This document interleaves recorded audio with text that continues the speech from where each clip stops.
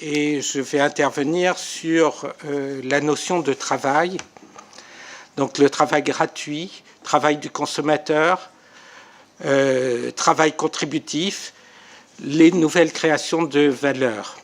Alors, comme le disait en citant Bertrand Gilles Bernard, de tous les temps, les systèmes techniques ont impacté en profondeur les structures sociales.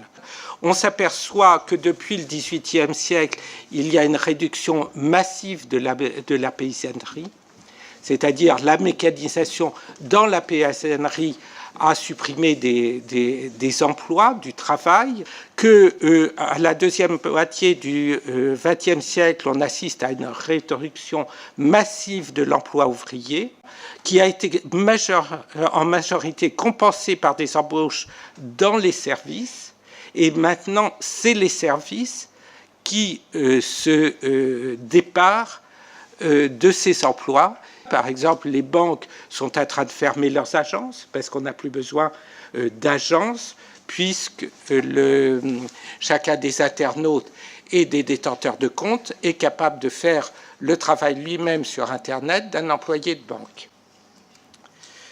Donc, si on revient au numérique, la disparition progressive de le numérique a conduit à la disparition progressive des technologies propriétaires, de technologies qui étaient dédiées à une filière métier. Qu'est-ce que je veux dire par là? C'est que le numérique a un langage commun qui permet une transversalité. Le même ordinateur que j'utilise actuellement permet de faire des projections, a permis au démarrage de faire de la comptabilité. Et au démarrage, ça a été surtout inventé pour la comptabilité. C'est ce même ordinateur qui va permettre à un cinéaste de monter son film. Aujourd'hui, avec cette caméra, je suis capable de téléphoner. L'innovation se situe donc à la rencontre de ces univers métiers qui sont très différents. Et ça, c'est une nouveauté. Et les entreprises actuellement ne sont pas faites pour la transversalité. Et l'État non plus, qui est organisé et qui travaille sur des filières industrielles. Et l'interaction entre ces filières déstabilise, est en rupture avec toute l'organisation préexistante. Si on prend les choses par un autre aspect, comment ont fonctionné les entreprises depuis la moitié du XXe siècle? En fait, de nouvelles fonctions de l'entreprise, et ça c'est préalable au numérique, ont progressivement glissé vers le client. Le bon vieux épicier, peu à peu, il a été remplacé par des supermarchés où le client est devenu lui-même son propre vendeur.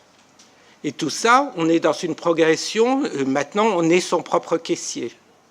Puis, je citais la banque, de la même manière, on allait à la banque où il y avait un employé de banque, et aujourd'hui, on passe par Internet et on est soi-même son employé de banque, et vous avez des publicités à l'envi sur les chaînes de télévision qui vous expliquent que votre banquier, c'est vous-même.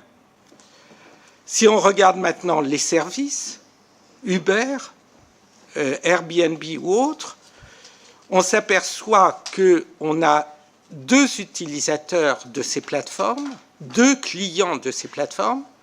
D'un côté, le travailleur, celui qui va être le chauffeur, celui qui va proposer son appartement, et finalement Airbnb transforme celui qui a un appartement ou une maison à proposer à un voyageur, le transforme en femme de ménage sans droits sociaux.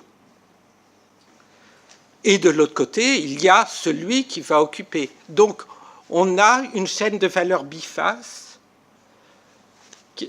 dans laquelle la plateforme aspire la valeur ajoutée à la fois du client final, à la fois de celui qui va effectuer le travail. Et les deux sont d'une certaine manière clients de ces plateformes. C'est une rupture fondamentale par rapport à l'organisation du travail. Et c'est une rupture fondamentale par rapport au keynésianisme et au fordisme. Ça amène la question de comment gérer le décalage de plus en plus fréquent et important entre travail et rémunération pour le citoyen, mais de l'autre côté, pour l'entreprise, entre valeur et monétisation.